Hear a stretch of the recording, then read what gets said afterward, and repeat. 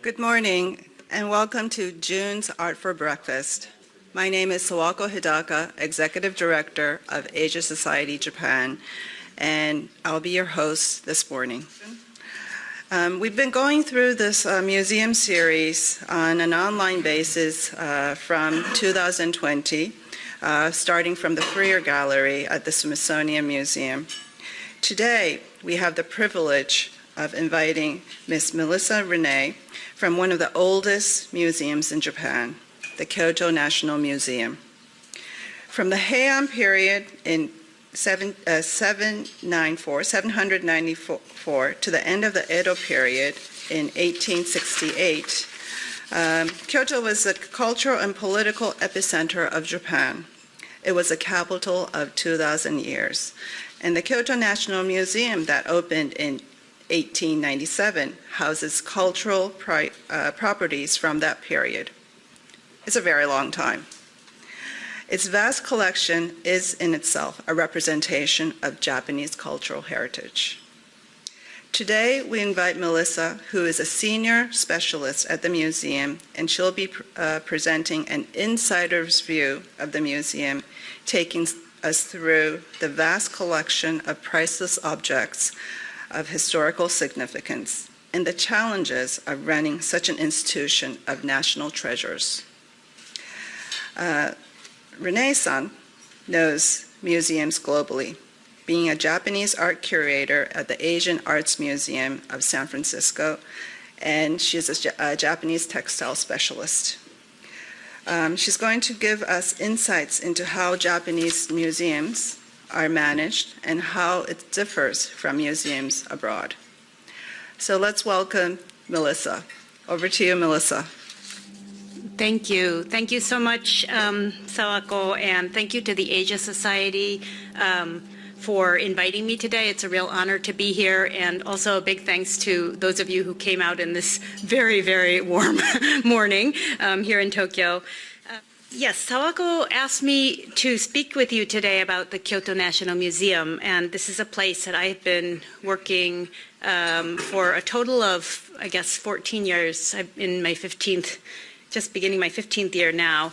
And the first period I worked there was in the late 1990s, and in a sort of assistant capacity, and then I've been there for 8 years now, and I've seen a lot of changes over time. Over my career, I've also been on the staff or affiliated with 3 of the 4 national museums in Japan. There are museums in Tokyo, Nara, Kyoto, and Kyushu, as you know. And I have to say my sort of dirty little secret is that the Kyoto National Museum is still, I think, my favorite of these. And I'm hoping to share with you some of the reasons for that today. I just want to give a little bit of a disclaimer in that I'm not going to talk a lot about the collections today, more about sort of the kinds of things that you won't be able to find in any catalog or other place, and just to share with you what is special about the museum and the kinds of things that are happening behind the scenes. So today I'm going to talk about these areas: architecture, collections, exhibitions, conservation, and then my department deals with research and symposia, and then various resources online that we have for people who can't come in person. First of all, the architecture. This is looking into the museum. Those of you who've been there know you're seeing on the right-hand side the older building, which is called the Meiji Kotokan now, and in front is the new wing called the Heisei Chishinkan. The original building was built in the Meiji period and finished in 1895. And opened in 1897. It was designed by the architect Katayama Tokuma, who was at that point one of the leading Western architects in Japan. He designed the Nara National Museum's building, the Akasaka Palace, which is the state guest house of Japan, and he built this building for the new museums. Now, at that point, most of you listening probably know that Japan, during the Meiji period, had a sort of strong anti-Buddhist sentiment, and a lot of temples and also the Buddhist artworks that were in Shinto shrines were endangered. A lot of temples were abandoned, and the sort of cultural heritage of the country was endangered at that point. And so you find in the very early period that a lot of artworks were sort of damaged and abandoned. And then as time went on, there was a group of people with influence and began working towards creating laws that would help preserve these objects. And a lot of them, of course, were going, as you know, were being taken to the United States at that point, which is why you have such fantastic deep collections in places like the Museum of Fine Arts, Boston. The museums were, the three national museums in Tokyo, Kyoto, and Nara were being built right around the same time that these laws were being created. And so the museum, Kyoto National Museum, which opened as the Imperial Museum of Kyoto, was opened the same year that the major sort of ancient temples and shrines preservation law, which was the first kind of cultural heritage protection law, was created. That was mainly architectural at that point, preserving structures. But then it went through a number of name changes over time.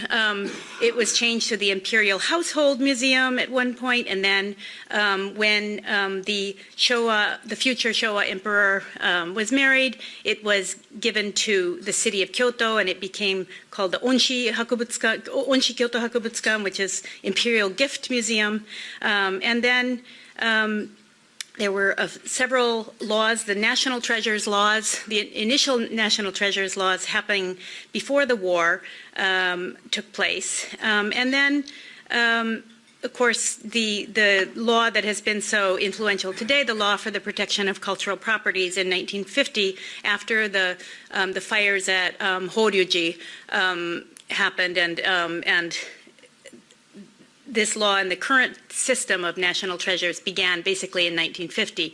And it was right after that that these museums all came under the sort of national the auspices of the national government. And the predecessor to the Agency for Cultural Affairs was formed at that time. So when I first began working in the late 1990s, it was still a fully national museum, and all of the employees, or the full-time employees, permanent employees, I should say, were all kokkakomuin. They were civil servants.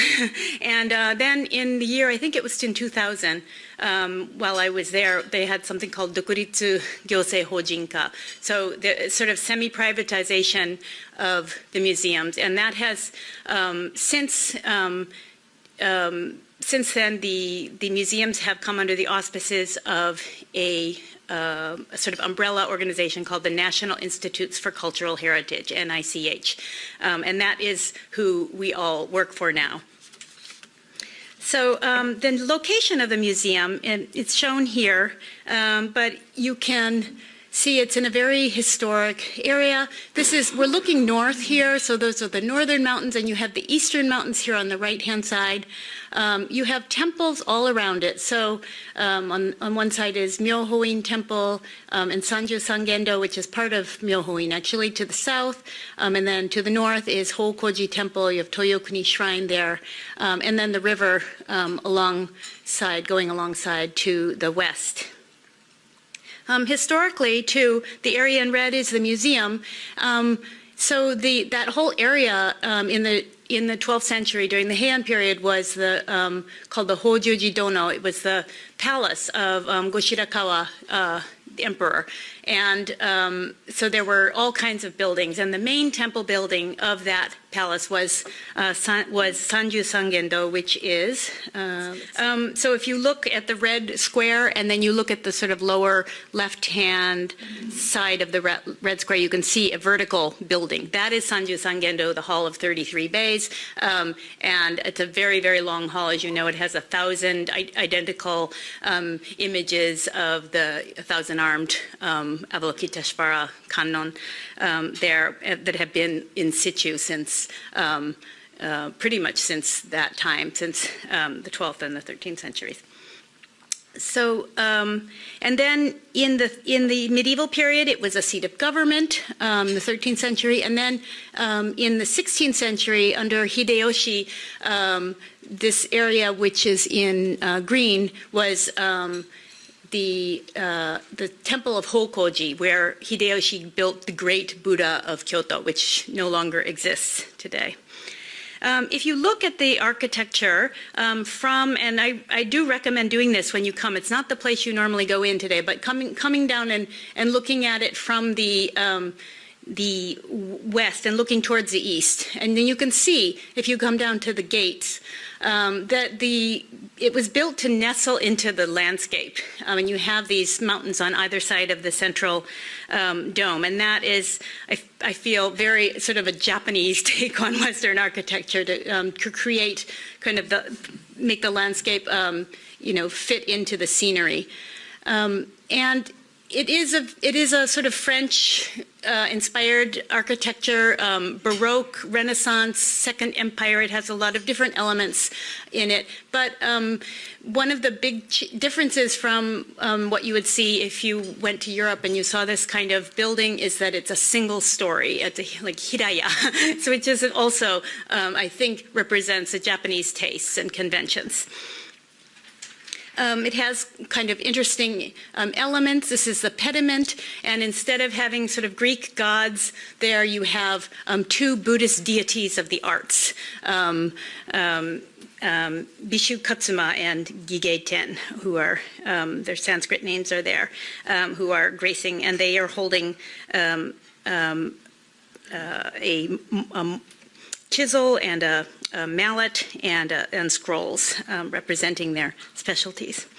And then in front of the building sits one of the original castings of the thinker, Le Penseur, and this was given to the museum in the 1950s. Actually, the museum has these very large grounds, as you saw, and until this sculpture was given, the citizens of the city could come in and just, it was like a park. They could come in, even if they didn't go into the museum, they could come and hang around in the grounds. And then after this very important sculpture was put there, the grounds became part of the entry, and so they created ticket booths at the gates for people to enter from. So just going back, if you come to the museum, though, you probably now won't be able to come inside the original building, the Meiji Kotokan, because it has been closed for the last, I think, 5 or 6 years, and it's awaiting seismic upgrades. So that is going to be a bit of a long-term process.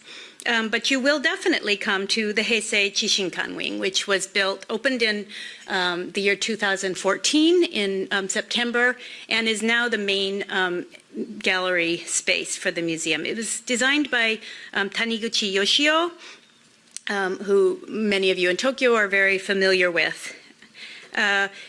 The building was built to replace this Shinkan, new wing, which was dated from the 60s and had reached its kind of lifespan. And after many years, it was finally Taniguchi's building was finally able to be realized and completed. Those of you familiar with his architecture know he does, for example, at the Tokyo National Museum, he did the Horyuji Treasures Gallery there, and you know that he loves to have these kind of grand lobbies in the front with a lot of light and air, and he did this here. So out along the front of the building, you have this beautiful sort of open area, which actually I think in non-COVID times used to also be occasionally rented for events and things. But it's a very contemplative sort of space to come and look out at the garden and the grounds. And there's a fountain out in front. It's, contemporary Japanese-inspired architecture, I think you can say, steel, granite, and this beautiful sort of fritted glass, which is very translucent, and at night, as you saw from the photos, is sort of lights up and glows like a lantern almost, or like it's just very beautiful in the evening. And then in the lobby itself, it's very, these open ceilings going up to the third floor. This is a very small museum shop in the lobby, and there's another one by the front gate. The galleries themselves are entirely shut off from the light, and you go inside. This is the largest and most open gallery, the sculpture gallery. This is what it looks like right now.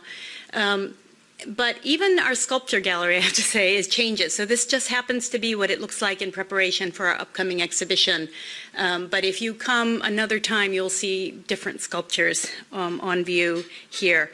And you can see at the top, if you look up above, you can see that there are these bronze kind of mesh blinds through which you can sort of get glimpses of other floors. And when you're upstairs, you can look down. As you can see here, if you look to the left, you can look down and see down to the sculpture gallery. These are some of the painting galleries. You see some masterworks from the collection. Like in the center there is Sesshu's Amanohashidate views of Amanohashidate, which is a national treasure on view. And you can see it's very simple space. It's open, and yet there are individual rooms in the museum. Each of these rooms is actually curated by a separate curator. This is sort of the nature of our museum. We are lucky in that, I think it's one of probably the best places to be a curator for a Japanese art specialist, because even within Japanese art, when I worked in San Francisco as a curator, I was responsible for all of Japan, and many Japanese curators or many Japanese art specialists, if they work in museums, have to be responsible for the art of all of Asia, which is a daunting task. But within the Kyoto National Museum, even within Japanese art, there are 18 curators total, of which 17 are specialists in Japanese art. So you have people who deal with just Buddhist painting, or just lacquer, or just textiles. And so people are able to, and all of these are very sort of top researchers in their fields. And so you are able to have the kind of specialized knowledge about each of these areas that you really can't find anywhere else. I think that's pretty unique. This is a view of the Buddhist Paintings Gallery. You have one of our masterworks from the collection, Shakyamuni rising from the Golden Coffin, an 11th century national treasure, hanging on the wall here, and other very sort of canonic paintings hanging there. This is I think this was from our National Treasures exhibition. And then on the first floor, there are sort of lower galleries for decorative arts, calligraphy, and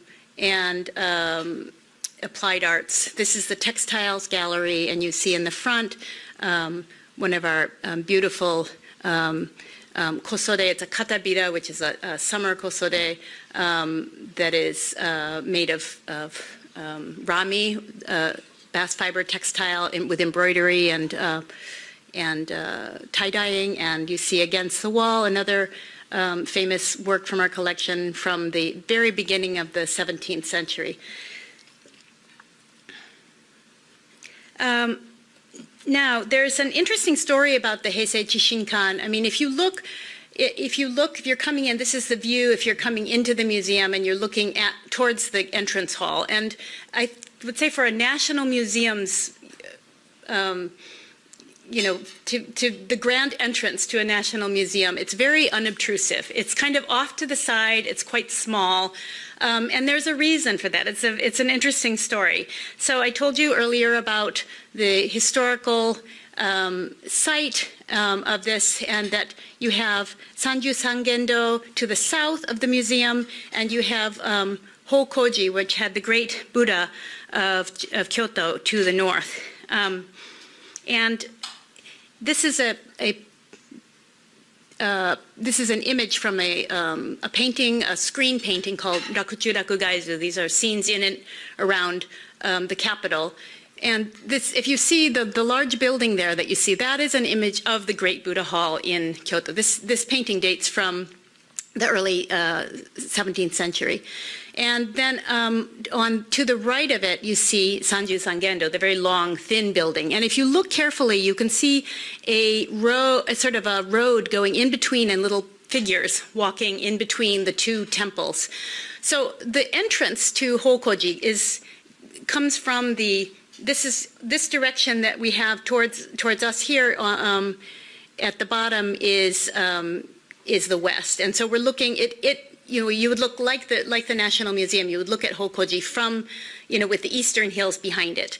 That's the Shomendori, that's the main entrance. But this side gate, this south gate on the side, was the way that you could get to this other sort of major, pilgrimage destination of Sanju Sangendo. And so pilgrims who were coming to Kyoto to pray at the Great Buddha and pray at Sanju Sangendo would take this path in between.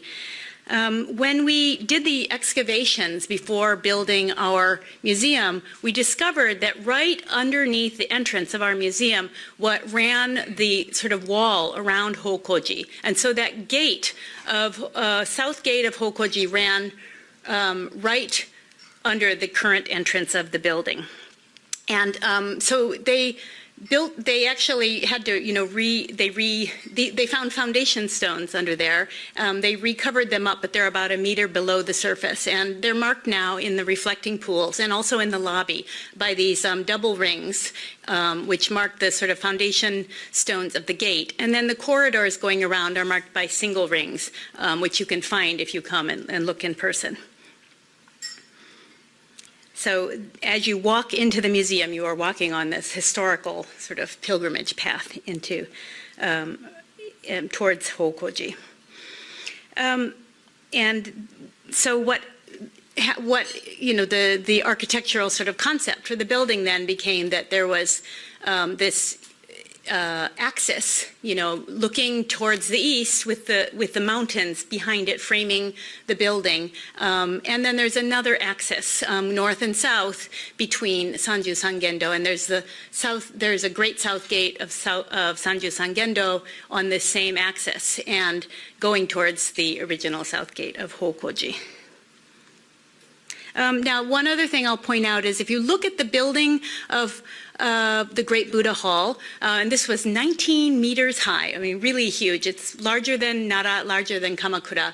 And if anyone's interested, I can talk to you more about that later. But just notice now that around the edges of the Buddha Hall, it has a stone sort of foundation around the whole hall with this the wall, which is this corridor surrounding it. And if you go along this north-south street on the the west side of the museum now, called Yamato Ojidori, you can actually see these original stones that are still in place, and they're massive. They're like larger than cars. Now, I guess what I've heard from specialists is that they're actually like relatively narrow, so they're not as deep as they are large, but they're just incredible. And I wish I'd had a human here to show you the scale, but a human would be quite small in this picture.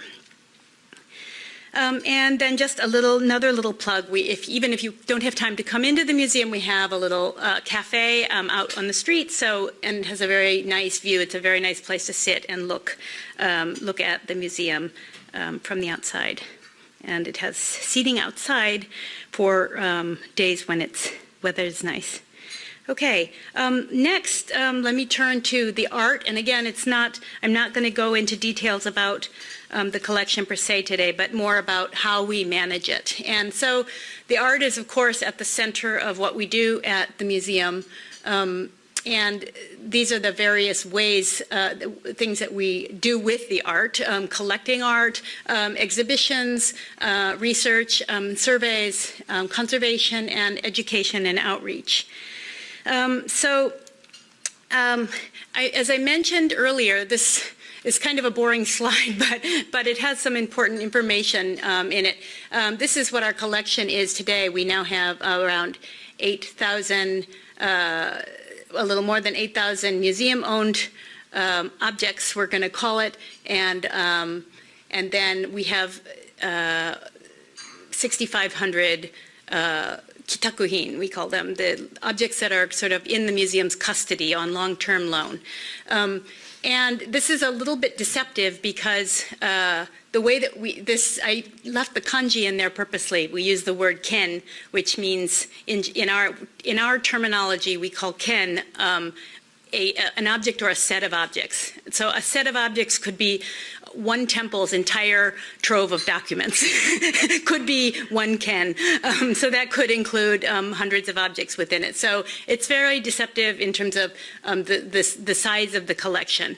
But this is what it is. The other thing that is interesting is that this is a relatively new phenomenon, that we have more museum objects than we have loan objects. And as I mentioned, in the Meiji period, the museum was built, national museums were built as a place as sort of repositories for housing objects from temples or shrines that were not being taken care of.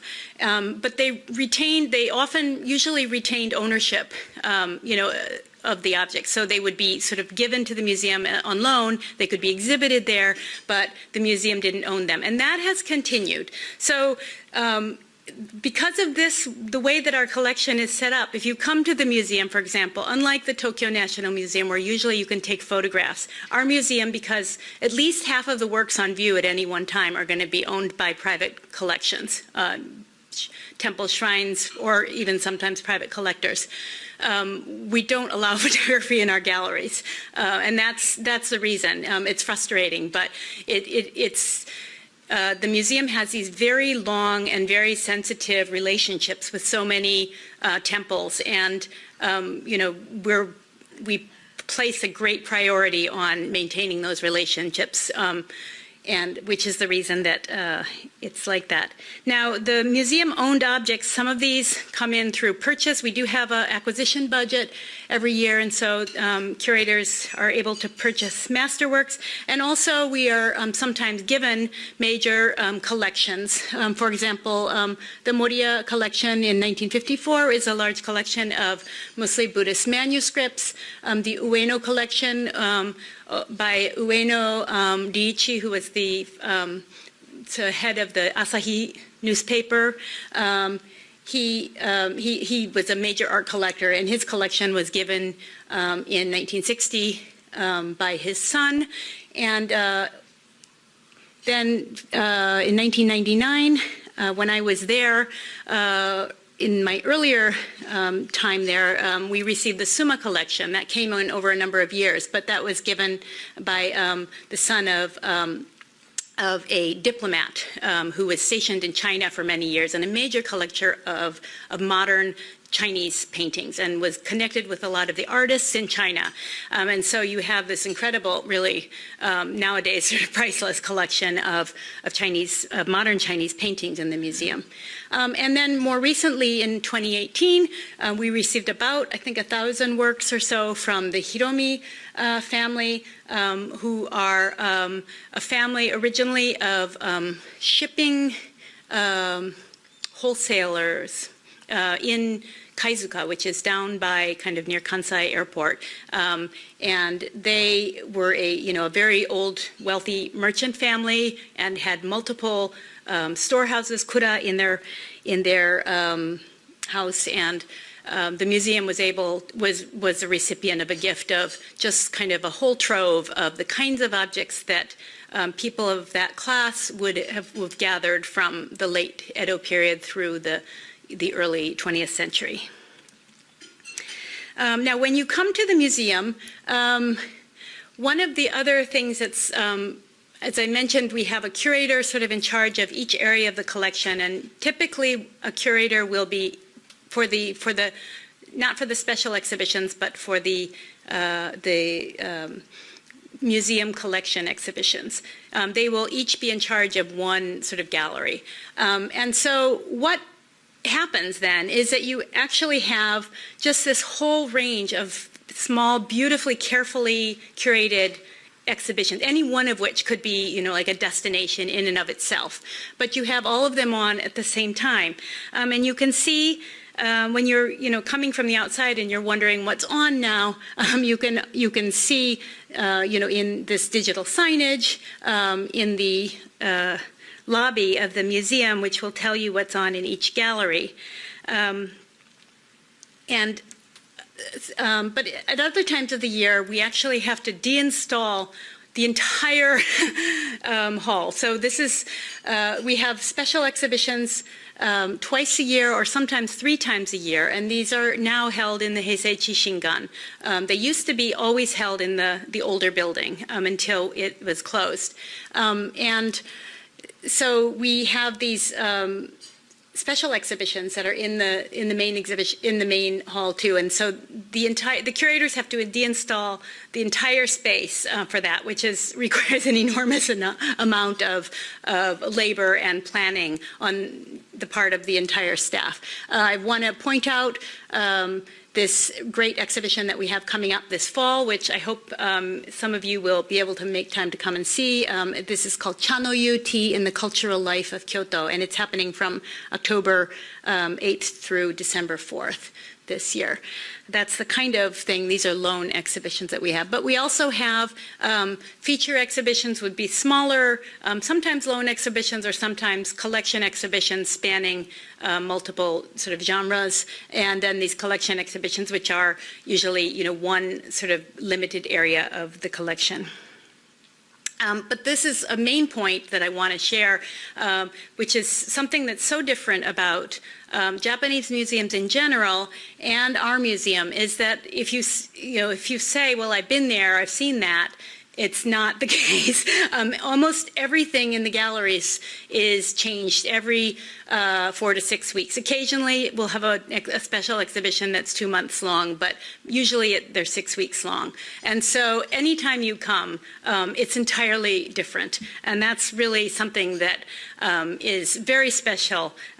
When I worked in San Francisco at the Asian Art Museum, I think our rotations, and this is pretty typical for the United States, were between 6 and 8 months. And then objects would be put away for 5 years or more for their preservation. But the agility of Japanese museums is quite, you know, phenomenal looking from the outside. I don't know if it could happen many more places, and it's really worthwhile, you know, coming to the museum each time you're in town just to see what's on now. So in order to figure out what's going on, very happily, we now have a new website, and it's a lot easier to navigate than before. And so you can check in and see all of the upcoming exhibitions as well as each gallery's individual exhibition and a little bit of text about and pictures from each one when you're planning your visit. And also I brought some hard copies for those of you who are here in person, but this is looking at the front and the back of our newsletter. If you type in the word newsletter on our website, you'll be able to find a PDF of this at any time. And this gives, you know, a little bit more in-depth description and some photos of what's on view in each of the galleries. And now this summer we're having, starting in July, we're having a really fantastic exhibition from the Temple of Kongoji down in southern Osaka. And at the top, you see a detail of the very famous sun and moon landscapes of the Four Seasons, which are a national treasure and really sort of very, very iconic, famous screens from Kongoji, plus all kinds of other objects that we have. So another point about the museum is it's a research institution. It's in Japan, the word for curator is gakugein, but in the national museums, they are called kenkyuin, and the reason for that is actually the museums are quote-unquote research institutions, which means that the curators are like university professors, all receive researcher numbers. They are they can apply for a kakenhi, these government grants, and they're expected to produce papers, to write. It's not just curating, but also they're expected to do writing on a regular basis. We actually have a graduate program with Kyoto University within the museum taught by the curators. That's where I went to my doctoral program. And we produce scholarly publications. We produce exhibition catalogs, quite scholarly for almost every exhibition, at least the special exhibitions and occasionally feature. And then we also do shrine and temple inventory reports, which I'll tell you more about in a minute. And we produce a scholarly journal called the Kyoto National Museum Bulletin, Gakuso. And then, like Kongoji, like this Kongoji show, we also do exhibitions based on research. There, too, I'll tell you about that a little bit more in a second. And my department is also responsible for doing international symposia, and the education department runs a lot of lecture series. Publications, these are now again online for the first time really ever. You can see the English titles of all the publications online. Oops, excuse me, jumped around. So I definitely recommend, if you're interested, to look on the website and find out what's available. This is the kind of thing that I've been hoping we'd be able to, all of this has always been here, but it's never been accessible in English. And finally, this kind of information is all out there for people to find when they need it. These shrine and temple inventory reports, Chaji Chosa, this is something that's quite unique about the Kyoto National Museum, even amongst the other national museums. Once or twice a year for 1 or 2 weeks usually, our whole curatorial team goes to a temple or a shrine in Kyoto or the environs and does an intensive sort of inventory of what they have in their storage. So we all put on our work clothes, we go, it's usually hot, like now, it would be a day like today, we're sweating, but we go in and then bring everything out from storage. We take measurements, we take photos, we take detailed notes about the objects, and then we produce these reports. And this one that I'm showing here is called Kongoji, but we do these for all of them. And then oftentimes we'll, based on this, very intensive research that we've done on a particular temple, and very often coming up with a lot of new finds, because temple storage areas are not places that people can normally go into, and even the abbots or of the temples, don't necessarily know everything that's there because they're only the steward for a certain period. So when we go in there and you have a specialist for every area, you have a Buddhist manuscript specialist, and you have a lacquer specialist, and these people know in detail, any area of the objects that come out of the collection. So it's really a wonderful service for the temples as well as for the museum. And oftentimes we will then do an exhibition based on that research. So a number of the kinds of exhibitions we have, like the Kongoji exhibition we're having this summer, are based on research that the museum does on a regular basis. We also we have a scholarly journal called the Kyoto National Museum Bulletin, the Gakuso, and that is available for purchase. But the older ones, I think from several years ago, maybe 8 years ago and more. Most of them are sold out, and so you can read the articles online. Not all the photographs are visible, but you can download the PDFs of the articles if you're interested in. They're mostly in Japanese, if you read Japanese.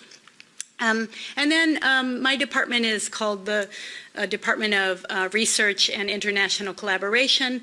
So one of the things that we do in addition to organizing these temple and shrine visits and surveys is organize international symposia.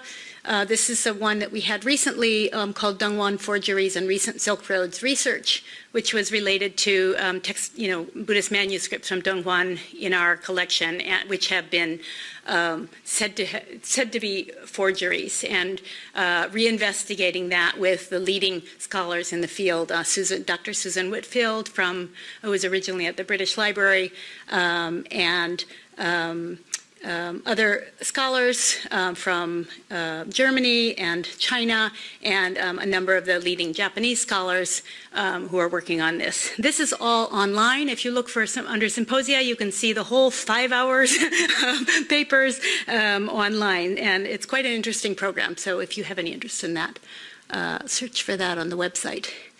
Conservation, this is our Conservation Center for Cultural Properties. That's actually right behind the museum, and I think this is probably the largest on-site conservation center in a museum in Japan. It's not, the conservators there are not museum staff members. There are a number of private conservation companies that use the space, lease the space in that area, and they usually have companies, outside as well, where they, can deal with a wider range of objects. But what they conserve within the grounds of the museum is overseen by our curatorial department. We have a department specifically for conservation administration, and the objects there are typically, like if temples have very important national treasure, important cultural property designated objects, these will be brought to the Conservation Center for treatments. There are mounting studios, there's sculpture studio, and also mosha, which is hand-painted reproductions, and also one of the studios also does textile conservation. And then if you understand Japanese and you're in town on Saturdays, we have really incredible lectures. Most Saturdays, or I guess maybe, I don't know if it's most, but many Saturdays throughout the year. And these oftentimes are, research curators give most of the lectures. Sometimes they're outside speakers, but these are always in Japanese, but they often, talk about sort of cutting edge research in these lectures. So if you're, kind of interested in that field, I highly recommend. They're much more oriented towards, sort of the people who come tend to be like jorenkyaku, as they say in Japanese. A lot of people come to these all the time who are really curious about this, but they're very, very high level in terms of their content.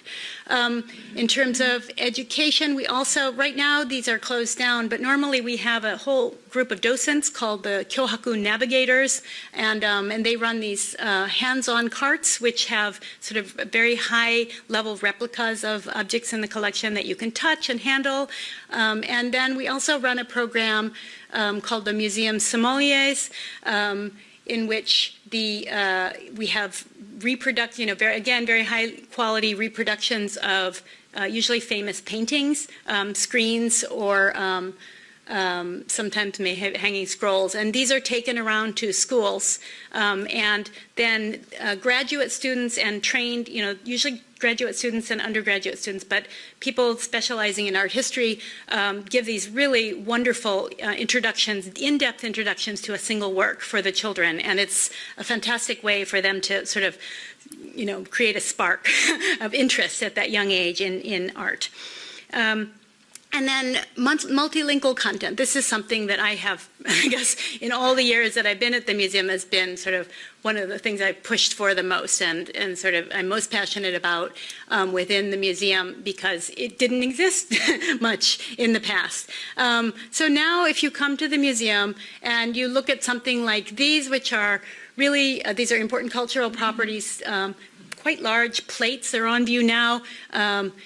Made by Ogata Kenzan with painting by his brother Ogata Korin, who, as you know, are both, very, very well-known artists from the early 18th century, potter and rinpa.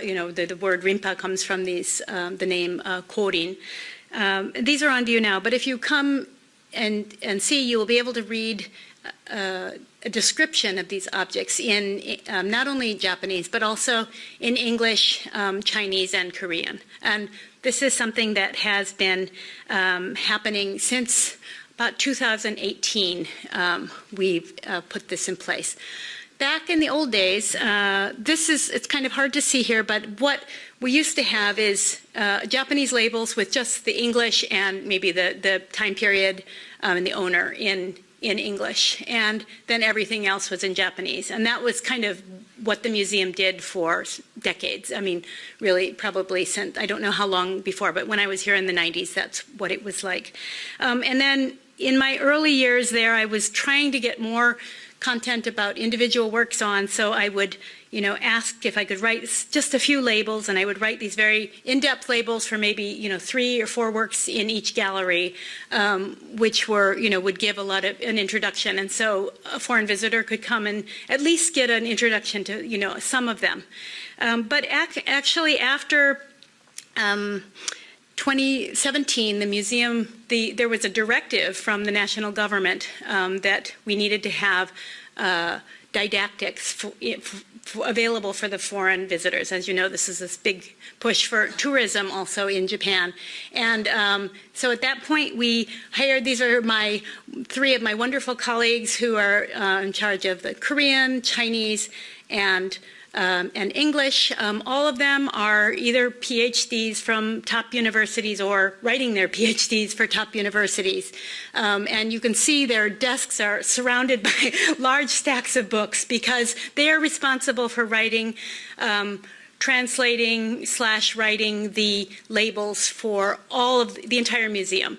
And so even though Daniel Borengasser in the front is a Buddhist art specialist, and Wang Jueden in the center is also, she works on Buddhist sculpture, and Cho Yu-Neil in the back is a specialist in Chinese manuscripts and philosophy. But they all have to do everything from Jomon period through, Meiji Taisho Showa artwork and every different genre. So they're very busy, but they come out of these are research fellows, and they have 3 to 5 year contracts. And so we're hoping, in the future that this can be, going forward, one of these rare opportunities for young scholars to work in the national museums and get this incredible experience, connections, and also, sort of to get them set for their careers in academia or in museums going forward. So now if you come to the museum, in each gallery you'll find signage like this, Japanese, English. This is a description of the current textile exhibition. It's dyed and woven motifs, representations of water. It's sort of a series, and this is for the summer season. This is the kind of thing you'll see for Kosode with 8 views of Omi. So these are scenes of Lake Biwa, and this is the kind of information you just wouldn't be able to, understand without having a description there. The eight views of Omi are based on the 8 views of the Shaoxiang from China, and it's sort of a Japanese take on that. And this was a very popular motif in the Edo period for textiles and other decorative arts. Also, right now, for example, if every gallery will have this kind of multilingual signage. This is the description of a feature exhibition that we have on now that's gotten a lot of attention, a newly discovered hand scroll by Yosabu-san of Oku no Hosomichi, the narrow road to the deep north. And our museum has had one of these scrolls, and it has a copy, but a newly discovered scroll was found, and that's being shown for the first time ever. And it's really a fantastic thing. And so in addition to sort of the general introduction to the scroll, you will see now, if you come, the scroll itself, but also these little individual labels above each of the the illustrated scenes. This one is. See if I can read it. Actually, I can't read it up there or here, so I'm not gonna. Maybe those of you online can read it. But this gives you. It's a scene of prostitutes. This is Basho traveling along, and he was at an inn, and he heard prostitutes giving a letter to a man who was returning to their hometown, and they were crying because thinking of their hometown, and he wrote a haiku sort of about them and lamenting their station in life. And so the poem is also reproduced in the label above. So that's the kind of sort of detail that you can go into now when you come to look at these really important objects in the museum. And then web resources. I said we have a new website now, so all of this kind of information, if you get online, you'll be able to find it. And this I also want to point out too. We have a new sort of module of the website called Stories of the National Museum. This will give you, it has a number of different sections in it, and it's also in 4 languages. But this has really wonderful photography and a real overview of the history of the museum. Some of that Meiji period and the early history that I was talking to you about, you can get a lot more detail about that in English or in Japanese or whatever language you would like. And then finally, this is our museum mascot, Torarin. As you know, mascots are this very Japanese phenomena. Those of you in Japan, it feels perfectly normal. But coming from, for example, the United States, it seems very sort of childish or something. But mascots are, as you know, very popular here. And Torarin was the brainchild of our former director, Dr. Sasaki Johei. And it's designed after a famous painting in our collection by Ogata Korin, this tiger and bamboo painting from the 18th century, which has this really charming kind of a little bit cranky looking but adorable tiger, an ink painting. And so Torarin is a life-size figure, very active. His actual name is Kogata, using a play on words with using a tiger instead of Ogata, Rin no Jo, and Rinpa no Rin, and no Jo. The Jo is the Johei from our former director's name. So he has, and this is actually apparently the name of, I think, Ogata Korin when he was young was Ichi no Jo or something. So it's sort of a whole play on words with the name of Ogata Korin. So Torarin is around, when you come to the museum at times, this was when we had over 500,000 people visiting our National Treasures exhibition. Torarin will come out on times like this to celebrate. This was, like, I think, our highest, this is in 2018, I think, but it was our highest attended exhibition of all time. I think it had 600,000 people at once, a little bit too many in my mind, but Torarin also has a YouTube channel, and there are a number of videos that have English subtitles too. So I suggest they're kind of fun, and it's a great way to see sides of the museum that you wouldn't be able to access. Like, you can go down into storage, you can go down and see the Conservation Science Lab, and the kinds of things that they're doing down there. You can see information on small exhibitions. So you can see, for example, in English, information about the architecture that we've talked about today, or about the sculpture Rodin, and a lot more interesting detail than I've given you now. And then one other thing I'll point out to you is that Torarin has a blog. And here too, Torarin's a very active tiger. He goes with the curators into the galleries, and they take photos of, in our museum you can't take photos in the galleries, but Torarin is allowed to. So if you look on Torarin's blog, you'll see all kinds of things that you wouldn't be able to, see normally from outside unless you actually went in person. And so here he is looking at the new Busan scroll, which, normally we wouldn't be able to show. And there's our curator, Mr. Fukushi, showing, telling Torarin about it, and there's a whole conversation below about this scroll. So and this is what we have upcoming. As I mentioned, we have this Kanshinji and Kongoji exhibition in July, and then the Chanoyu exhibition in the fall. So I do hope to see you again at the museum, and let me know when you're there. Thank you. Thank you, Melissa, for so much information of what you do daily and telling us about the Kyoto National Museum. To kick it off some questions, I had the privilege of you taking me through the museum early this year, I think, and it was such a marvelous, wonderful experience. The exhibit is so creative, and it gave me a sense of that it was you could get so close to our Japanese cultural heritage. So I have to applaud you and the Kyoto National Museum for doing that. But the question I have is, so how many staff do you have in order to put together the museum space? So I think, it's, as you know, in Japan, all staff are not equal, but we have probably, actually on the staff, about 80 people altogether, of whom 43 are permanent staff, and then of those, 18 are curators. And then in addition to that, we have a contract, museum guards and, people in the restaurant and other areas, but I think it's kind of close to the size of the Asian Art Museum of San Francisco. But the Tokyo National Museum, I would say, is probably 3 or 4 times larger in terms of the staff. Wow, 80, and you're putting together all this. That's really amazing.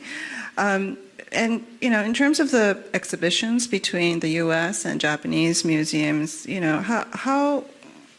how do you compare it? Like, in terms of the size and operation, can you kind of describe the comparison between the two? Yeah. So I'd say the biggest, one of the big differences in Japan is that typically there are not professional registrars, professional conservators, professional art handlers on the staff. So the curators are essentially general contractors. In addition to being, top-level researchers, they have to be very organized in terms of how objects are stored. They have to contract out anything, if they need help arranging storage or whatever, they're responsible for that kind of thing. They're responsible for all the paperwork regarding the loans. Of course, there are staff members who work on that. We have a department of registration, but it's not like registrars who have gone to school and gotten a master's in registration. It's administrative staff who work in that and learn on the job. So it's quite a different setup that way. So I'd say the curatorial responsibility is greater. Then, of course, as I mentioned, the number of exhibitions and the number of rotations is just, ongoing. It's really intense, and so there are so many. Every curator has a lot of writing to do every year for catalogs because probably. More than I would say in the United States, at least in our museum, because each person will have to write anything that comes up in their area, they're going to have to write for. It's a different system. I mean, there are advantages to both both systems. And I was a curator in San Francisco. It was fantastic having specialists who had been in their posts for a long time, to advise. There's a designer on staff, there's art handlers on staff, registrars, conservators who are all there to consult with. And so I have great admiration for the curators in Japan to be able to handle all of that, frankly. Can you tell us the role of the registrar, just for people's references? Yeah. So typically, for example, the United States context, the curators are responsible for the content. They're responsible for knowing, authenticity, for being able to write about the content, research, and they also will design exhibitions. They'll choose what curating is. They choose what to show and what would be on view. But then the registrars are the really organized people who then are responsible for monitoring where the works are kept. How are we going to get the works from here to there? How should the works be stored? What kind of housing do we have in storage for the objects in storage? How do we get the objects from point A to point B safely, for a loan, for example? So very often in the United States, registrars will be the couriers accompanying objects, because they are the people who are most sort of vested in the sort of practical issues around the safety of the object. Yeah. Thanks. Now I'd like to open up the questions to the floor, and then we'll go into online questions. Johnny? Can you say your name before? Johnny Walker. Oh, hello, Johnny hi. Walker. How are you? I remember you. Yes, the wild one. Just three small questions. Yes. The Shinkan before Taniguchi's, who was the architect? Do you know? I don't think there was a specific known architect. It was, I believe that was sort of like a government contract, and where it was the company that, the architects within a company. And I'm sorry, I don't have that for you right now. If you're interested, we can touch base on that. I see. And are you aware, the original architect of the Chishinkan was Katayama, I think? For the Meiji Kotokan, Yeah. yes. Katayama, yes. Tokuma, yes. And I don't know if you're aware, some of his relatives are still architects today in Tokyo. I don't know. Yeah. That's I'll amazing. connect you sometime. Yeah, that would fun. be fascinating. The other question, you talked about the building of the museum in relation to the Great Buddha Hole and Sanjusan Gendo. Yes. In Shinto, there's also a kind of feng shui. When you build a building, you build it in a certain direction. The toilet is in a certain direction. The master bedroom is in a certain direction. Was there any of this involved in building this building, or was it purely in relationship to the Great Buddha Hall in Sanjusan? Oh, my goodness. I have not heard the word feng shui used in relationship to that, so I wouldn't, be so It's bold not as to... feng shui, but there's a kind of feng shui in Shintoism. And I don't know if Taniguchi had any interest in that, or Katayama for that matter. Mm-hmm. But definitely, there was a definite consideration of orientation, as you could see, and direction and then there, it's north, south, and east, west. So as you know, Kyoto is laid out like a grid in that way, and directions in, in not only Shinto but in Buddhism to, have meanings or Buddhas for each of the directions. So. And one other little question is, Yes. Places like Byodoin or Daibutsan in Nara, they have their own museums. Yes. And do you have relationships and exchanges with these places that have their own museums?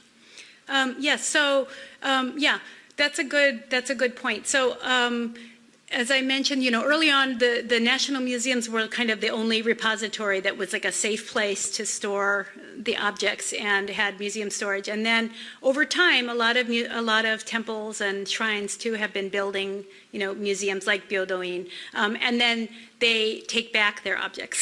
So sometimes objects that were in the museum in the past go back. And of course we have, ongoing, like Todaiji has a museum, Byodoin has a museum, and Kodaiji, a lot of places do. And we do borrow from those museums, especially for special exhibitions when we have something related to the theme of what they have. That's great. Thank you very much. Sure. Thank you very much for sharing your information today. And I actually grew up in Kyoto, and as an elementary school student, I was invited to do the outdoor sketching day. And in the garden of the museum, we could choose from which angle to draw, and it was really interesting experience. And I chose definitely not to draw the Rodan because it was so difficult. So I think I chose the other side. But I recall this memory, and then like this kind of opportunity for kid is so important. And now I work in the Moriarty Museum, and I thank for that opportunity as a museum. And my question is today, as you are working in the Department of Research and International Collaboration, which is a amount of work, I imagine, and you shared some of the international collaboration, and I was wondering if there is another role or something you're working on right now to do the international collaboration in the museum. Yes. Well, in terms of international collaboration, we are going forward. We're going to probably try to have an international symposium every year. So we are planning that for next year. But more than that, very exciting future sort of news, which I can't fully share with you today, but we are actually working with my former workplace, the Asian Art Museum of San Francisco, to bring some very important masterworks of Zen Buddhist art to Kyoto, to San Francisco, to the United States for the first time ever. And since the objects entered the collection of the temple in Kyoto. So look forward to that. That's coming up in the fall of 2023. And it hasn't been announced yet, but I think if you keep your eyes open, one of these months you're going to hear about that. So that's something that we're looking forward to in the future, yes. My name is Kohei Nishiyama, and I work on the IT sector, but so this field is not my specialty, but I have a question on energy of museum. It came to me, as a fact that museums use energy all the time, 365 days, 24 hours, to keep the humidity and temperature at a certain level. And when there's a blackout, brownout, you still need to keep those conditions ongoing. And what are the facilities or manuals to keep that condition ongoing? And what are the contingency plans that you do have? Because I believe half of your possessions are rented out long term, right? And they trust you that you would keep that obligation ongoing. Right. But there's an uncertainty, especially today. Government issued a certain alarm that there are going to be some, risks in energy, and prices are going up. Certainly. Yeah. So what are your thoughts or plans in the future? A couple things. Just a big picture. Our museum does have solar panels on the roof, so we are feeding into the electrical grid. I can't remember what the figures are for that, but that was part of the design plan, so that it would, in some way, help pay for itself in terms of energy. It's a very Western concept, right? To have the electricity on, have the energy going 24 hours a day, to keep a stable humidity and temperature environment in storage and in the galleries. It's not necessarily the case in all the museums in Japan that they do that. A lot of museums, I think, keep it on for, during the daytime and turn it off at night. So you have very small, like waves, but not significant. But I would say, these objects have been in storage for, hundreds of years in temples and things, have not ever had electricity. And so there's a lot to learn from tradition here. In Japanese museum storage, and the national museums at least, one thing that you find that's very different from museum storage in the United States is that you have a lot of wood.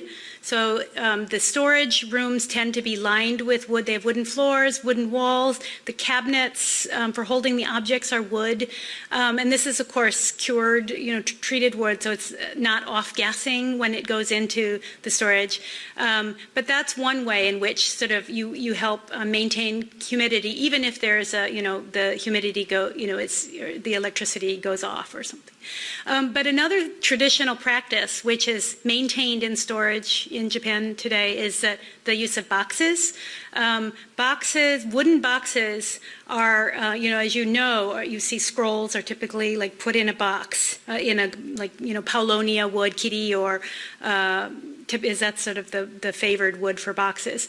But this is a tradition that goes back really to the 8th century or before this, keeping objects inside of boxes and then keeping them in a kura, and that gives objects like double layers of protection, because the box itself creates like a microclimate for the object. So even if the lights, the environment, the humidity controls go off for a day or a week or whatever, the objects have a sort of buffer to keep them safe. So that's something. And interestingly, in Western museums, one of the first things that happened, even like in the Asian Art Museum, this doesn't happen anymore, but back in the day when the objects came into the collection, the first thing that the registrars did was take everything out of the boxes so you could see what was in storage, because Western researchers tend to like to see everything that's, go in and see what there is to see. So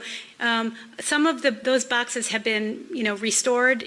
This is in San Francisco, have been restored, but in any case, the objects, some of them are rehoused in new boxes. But those are some of the traditional ways that in the climate is protected for objects without using energy.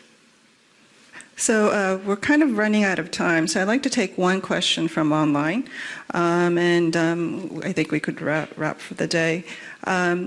So this question is from Jennifer Kao, and she says, with your first-hand experience at the Kyoto National Museum and some U.S. museums, why do you think there's such a difference or approach in the agility of the exhibition rotation?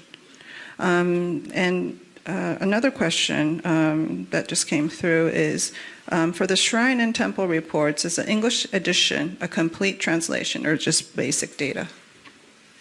Okay, so the first question is, I'm sorry, my brain is not. A comparison with the U.S. museums and the Japanese museums. Why is it so agile? Yeah. Okay, yeah. The exhibition rotation. Right. Okay. So this is actually interesting. I feel like this is basically rooted in Japanese culture. As you know, in a properly run Japanese household or temple, you never would leave like the same painting out all the time. You would rotate it with the seasons, and so that's kind of that attention to seasonality, to even within temples for rituals. Typically, Buddhist paintings are made to be hung at particular rituals. It may happen once a year. They may happen once every 33 years or something, and they're only brought out for that one ritual, and all the rest of the time they're living in storage. And I think that same kind of sort of ethos or sort of thinking about objects, that objects are not meant to be just left out. In the West, I grew up, of course, in the United States, and, anytime you had things, you think, where shall I put it? Find a spot, put it there, and there's where it stays forever after. But the reason that these very, fragile objects have survived for hundreds and hundreds of years is because they're not out. They live in storage. That's where they live all the time. And you bring them out for very brief times. So that's what you're seeing in the museums, and it's what you find in traditional culture as well. That's one, and then the other one was about the temple report. shrine. The reports. Okay, so these, the reports themselves are typically very basic. There's not essays in there. It's just basic information. Some of them actually are online through the National Diet Library. They're all in Japanese. But where you find the sort of fleshing out of information on that is when we do exhibitions on that, and you have a catalog, and then you'll have the essays on that. You'll have, descriptions written for each one, and then, of course, if you come to the museum, you'll be able to read object labels for each one in your language. Thanks very much, Melissa. This has been a great presentation. We now know a lot about your museum, and I think that's going to be a next destination. So thank you so much. Thank you very much. Thank you.